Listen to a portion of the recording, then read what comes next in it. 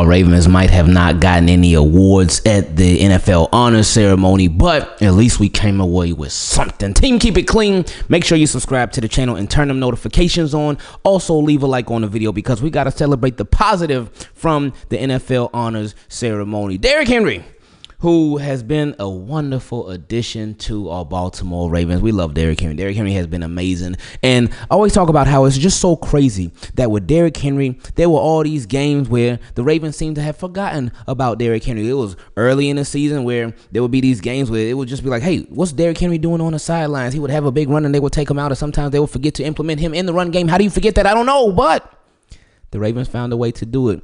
But despite all of that, despite some inconsistencies a lot of the time with the usage of a Derrick Henry, this man, despite having the not so best offensive line, they really weren't. They weren't the worst. We're not the worst, but they weren't the best. But despite having all these inconsistencies, Derrick Henry of the Baltimore Ravens still ran for over 1,900 rushing yards.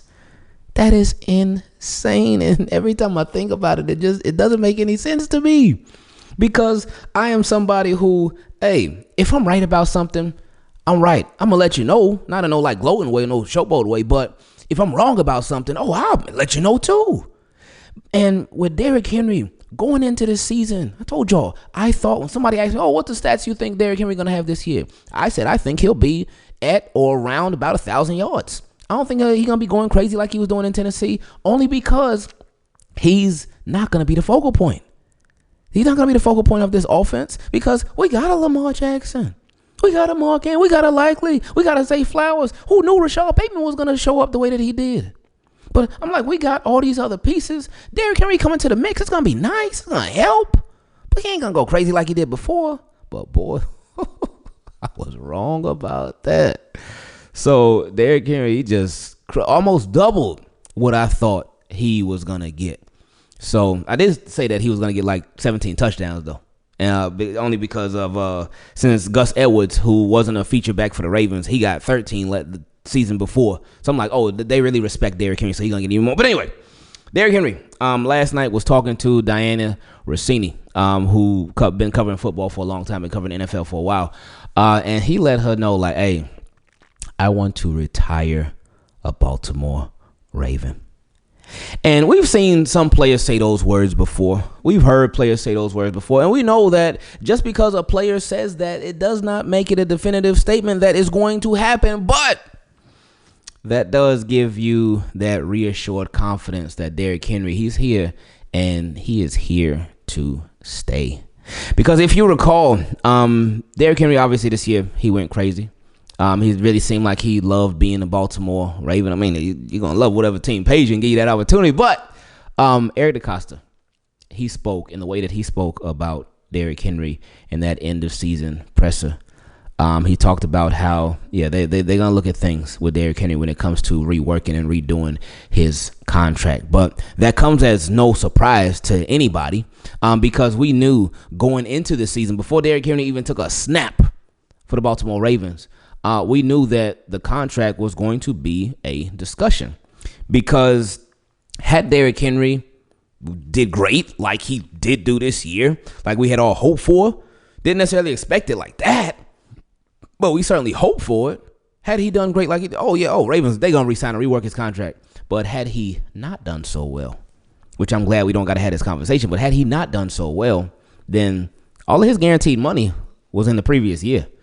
Ain't no guaranteed money left. They could cut Derrick Henry and be like, all right, thanks for everything. Bye. See ya. But they're not going to, and they don't have to because we don't have to have that conversation. So Derrick Henry, he proved that, hey, I can still play. I can do this. I can make this happen. So we would expect for the Baltimore Ravens and Derrick Henry to get that contract extension worked out very, very soon. Now, while it may not necessarily be on the forefront because he's already signed. So they have options. They could just leave him on this, but I don't think they're going to do that. I don't think they're just going to leave him on this 1-year deal. I think they'll sign him to a contract extension, give him some more guaranteed money, and then maybe like a 2-year maybe 3-year contract extension, but I think it'll be a 2-year contract extension. One that goes, this is 2025, one that goes through 2027. So I think that they'll sign him to a contract extension to where they add on 2 more years. So he'll be signed through 2026 and then for 2027. Because Derrick Henry, while he is, 31 years old, I believe, he looks good. He looks good. He is in amazing shape. He obviously takes care of himself. And even with his run style, you would think, oh, Derrick Henry, a very, very physical runner, very, very physical running back. Yeah, he got some finesse to his game now too. But you would think like a running back like that, man, he taking all these hits. He hitting a bunch of people. That stiff arm be going crazy. You would think, oh man, is he like banged up, battered up, bruised up? And I'm sure that he got his pains and his aches and whatnot. But Derrick Henry is, he takes care of his body in an amazing way.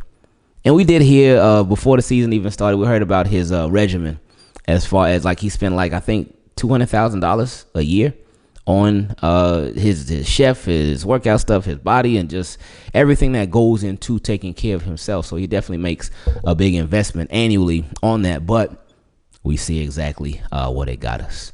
So Derrick Henry, now we do know one thing about the NFL.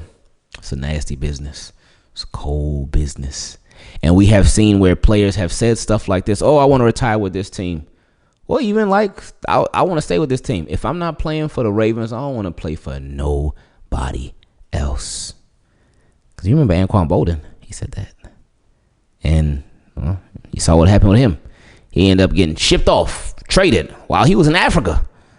So, yeah. Anyway, we know that the NFL can be a very, very nasty business. So just because somebody says they want to retire with a team does not necessarily mean that they will retire with a team, because with NFL contracts, they are very, very tricky and they don't go both ways like people would think that they would. Because say, for instance, a player, they could be like, you know what? I want more money. I want to get paid. I want more bread on my contract. You see how great of a player I am. You see what kind of impact I've had on this team. I want to be compensated for it. GMs, owners, they could be like, oh, no.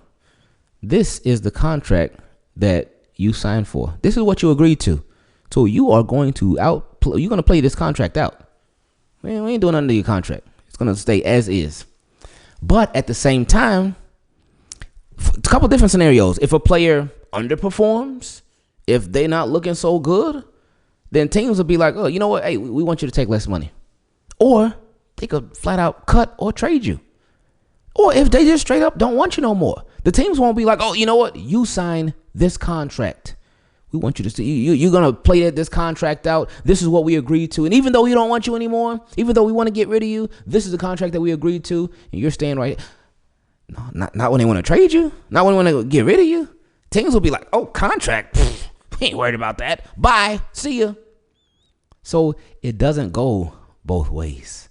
So it's a nasty business, but it is business. But with Derrick Henry, we do love that his thoughts are with the Baltimore Ravens. We do love that his heart for the NFL is with the Baltimore Ravens. And we love that pretty much figure it's going to get done. Again, like I said, it might not be on the forefront of what they have to do, but at the same time, maybe with this being somebody who's already signed and all you got to do is give him a contract extension, throw him some more money, this should be, in my opinion, should be one of the easier deals that the Baltimore Ravens get done this offseason. How does that saying go again? You look good, you feel good. Well, Chubbies, they got me doing exactly that. I got on my Chubbies Friday shirt right now, and I dropped the button just to make it look extra good. And it's not only lightweight, but it's comfortable as well. See, Chubbies is where comfort meets game day vibes. So whether you want to go to a sports bar, if you're on the way to brunch, if you're getting ready to tailgate, or if you're on your way to whatever stadium, Chubbies will have you looking right. While we're heavily invested in the game, our teams got us stressing out, and we screaming, jumping up and down, going crazy. We want to make sure we look good while we doing all of that. First, let me tell you about the shorts. Boom shakalaka. My favorite part, especially if you're going to be wearing them for tailgating,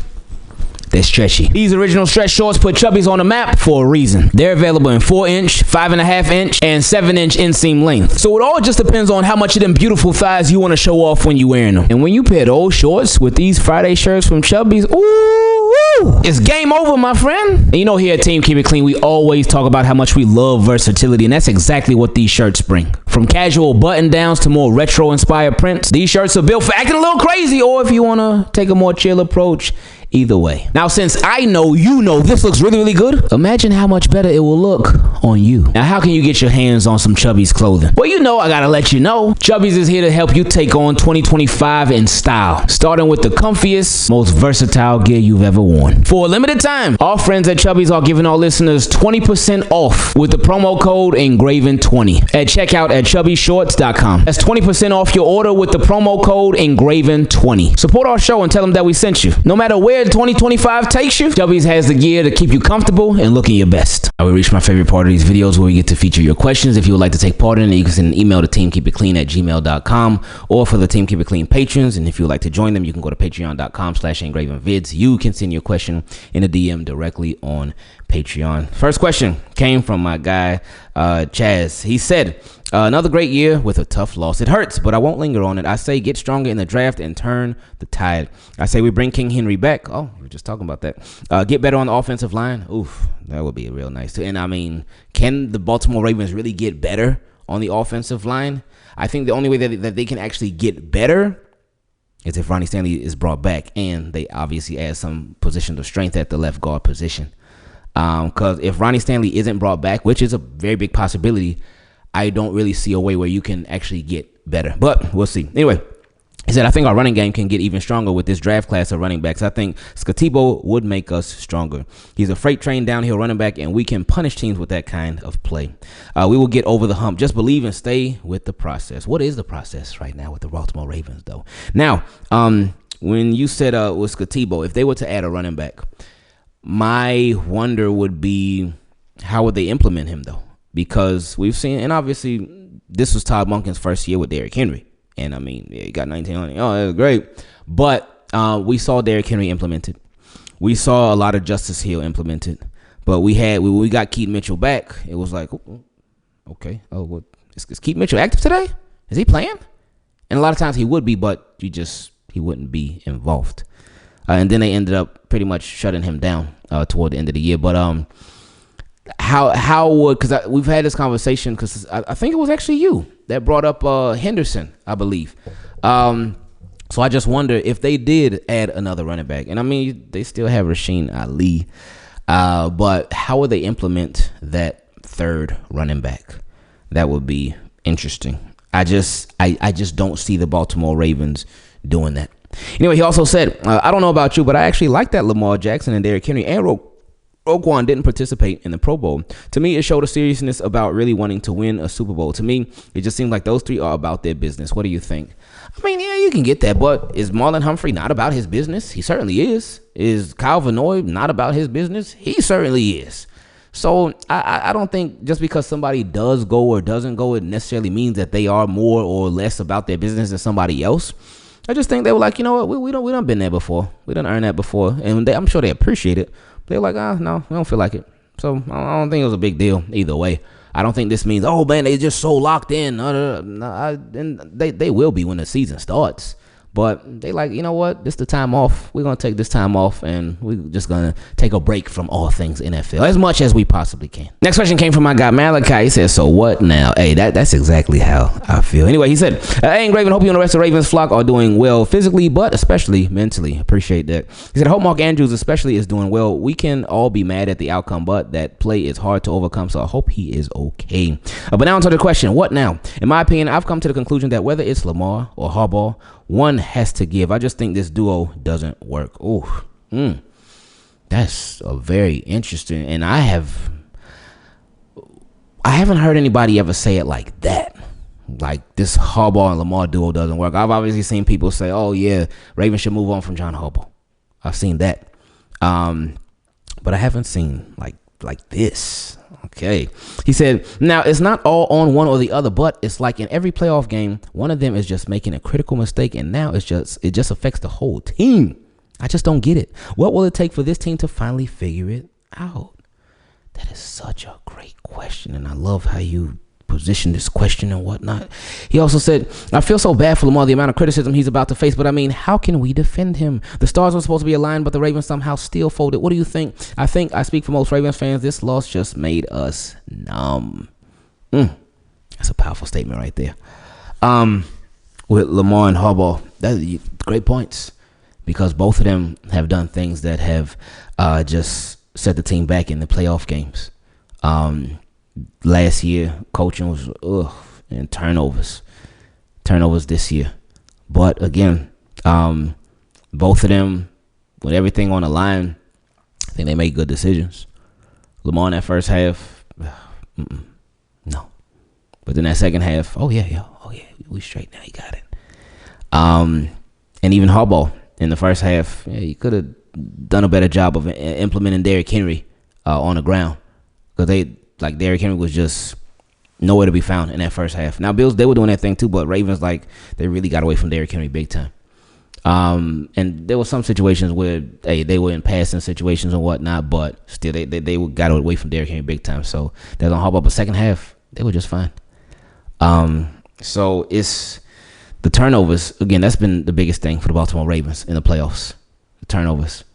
They have been their biggest killer in the playoffs, because if you turn the ball over, you take away points from your team. Whether the other team scores off of the turnovers or not, you eliminate points from your team. There's no possible way that your team can get points when you turn the ball over. So that's big. Turnovers are huge. So some of them were on Lamar, obviously the fumble and the interception. But then there were the two on Mark Andrews, or the fumble on Mark Andrews. I felt like he turned the ball over on that 2-point conversion, but yeah. So, and with Harbaugh, there's been times in the past where coaching has just been abysmal, but in this last game, it wasn't. So, hey, that's what I suggested. A breath of fresh air. Obviously that breath of fresh air ain't happening right now, but I think it could be really good for both sides. Malachai also said, hey, Ingraven, it's me again. I hope you're having a great day. I just had to get this off my chest as well. I'll send in another question after the loss, but after letting the loss marinate, I've come to another issue as well. We have so much money invested in our defense. When was the last time they forced a turnover in the playoffs? Was it the Titans game in 2020? It might have been, I think, but I don't recall for sure. Anyway, he said, I'm not blaming the defense for this loss, because we held the Bills to 6 points, I believe, in the second half. That's true. That is true. The defense did more than enough to win. They didn't force any turnovers, but they did more than enough to win. The pass rush could have been better, but they still did more than enough to win. He said, I'm not blaming them, but I just really have to question, when was the last time we forced a turnover in the playoffs? The last one I remember was, he said it, the Marcus Peters interception against Ryan Tannehill to ice the game back in 2021 wild card. You know what's crazy?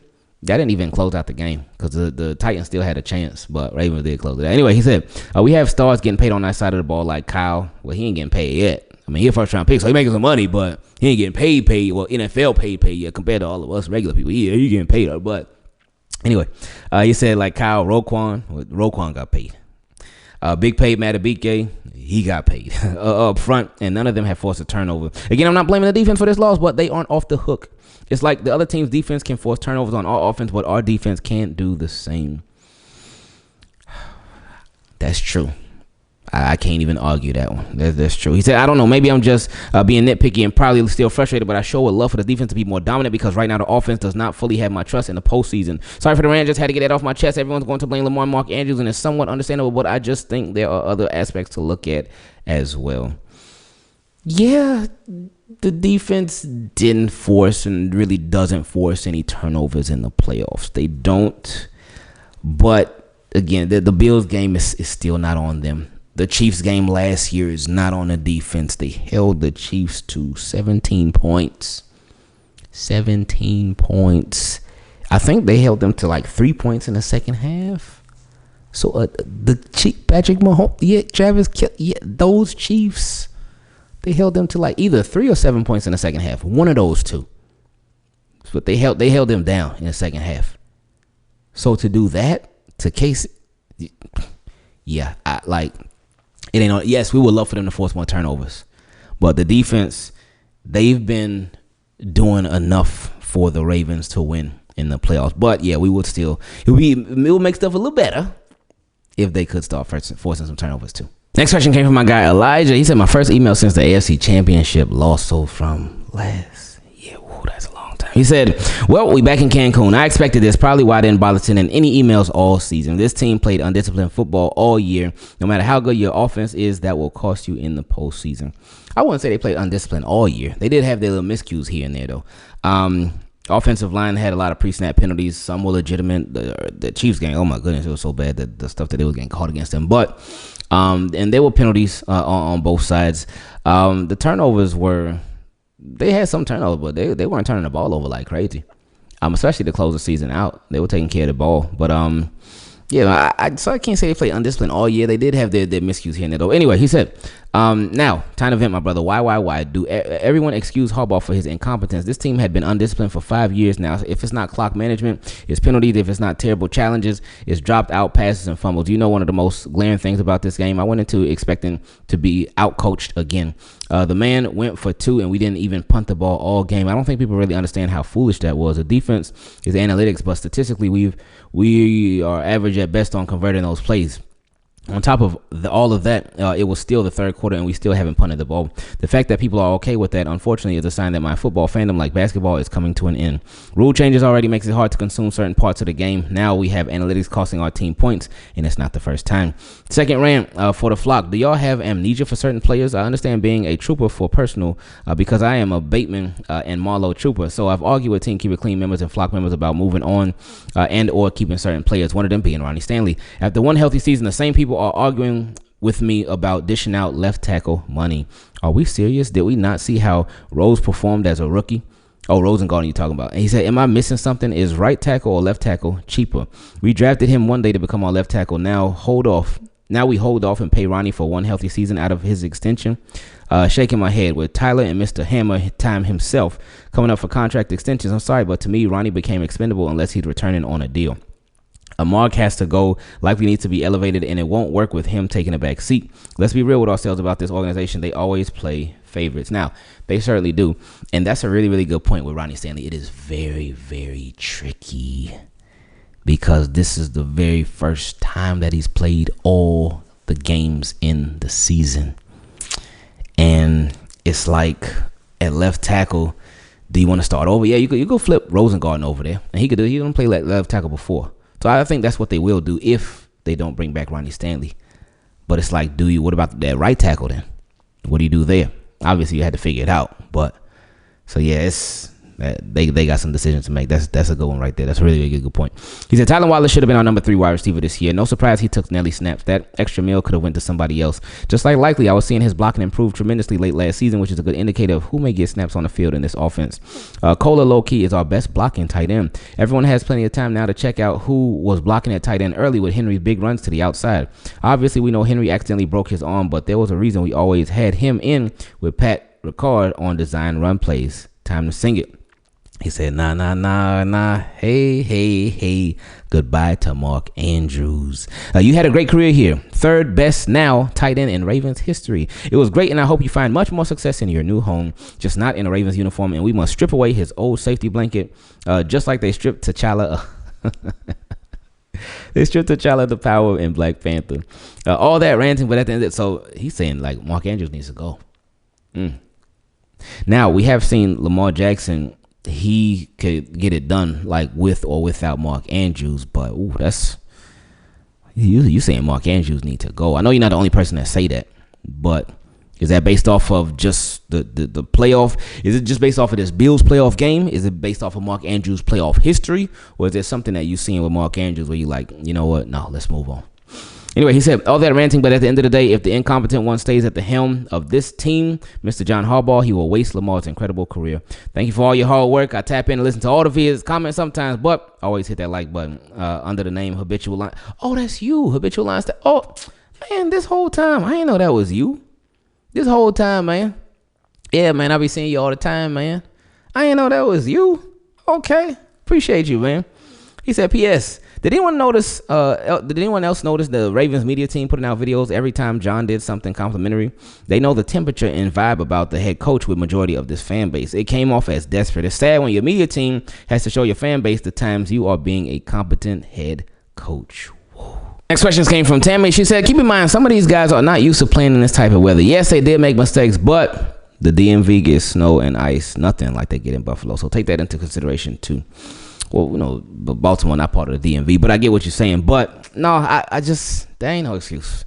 There ain't no excuse for how that game went. These are NFL players. They NFL players.